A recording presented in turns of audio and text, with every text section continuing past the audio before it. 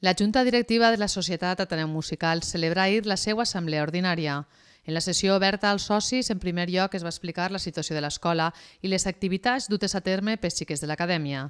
A més, s'ha aprofitat la sessió per comentar el gran treball desenvolupat pel cor format per pares i mares i que de vegades col·laboren amb la coral Estela Maris. L'assemblea ha aprofitat també per parlar del manteniment de l'edifici i les millores que s'han fet, com ara pintar i retocar algunes aules, així com la façana. D'altra banda, s'informa dels ingressos aconseguits en la venda de loteria, que pugen a 5.769 euros, i dels socis actius que hi ha, que sumen 363. Com és habitual, en una assemblea ordinària que celebrem una vegada a l'any,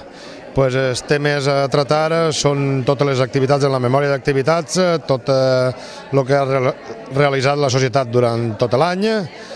i el tema principal d'aquestes assemblees sempre és l'aprovació dels comptes, del pressupost executat i del que n'hi ha que aprovar per executar l'any següent. Perquè la feina a desenvolupar per part dels membres de la directiva, artísticament parlant, sempre més o menys és la mateixa. Un any va ampliar-se el pressupost perquè tenim la participació en el certamen de València, però les dificultats econòmiques que estem travessant ja a nivell de país, a nivell de comunitat, a nivell de poble, tot això transmeteix evidentment al món de la cultura, que quizás siguem els primers en sofrir les conseqüències, i resulta molt dur i molt de sacrifici portar un pressupost endavant i poder-lo realitzar dins dels projectes, dels paràmetres marcats. Dins de lo que són millores, sobretot ha intentat millorar-se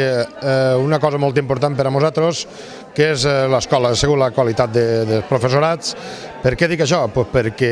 evidentment una societat musical sense músics no tindria sentit, i la base dels músics són els xiquets, són les escoles. D'ahir és d'on tenen que eixir els professionals dels quals avui estem tan orgullosos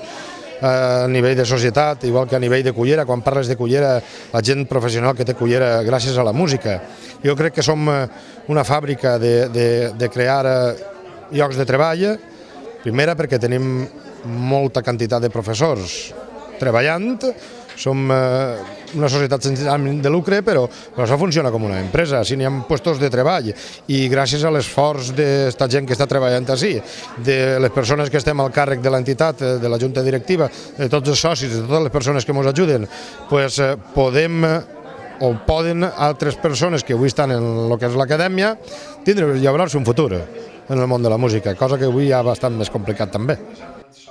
Després el secretari va donar compte del pressupost de 2013 en l'apartat de despeses i ingressos i es va fer la lectura del pressupost de 2014 que situa al voltant dels 202.000 euros.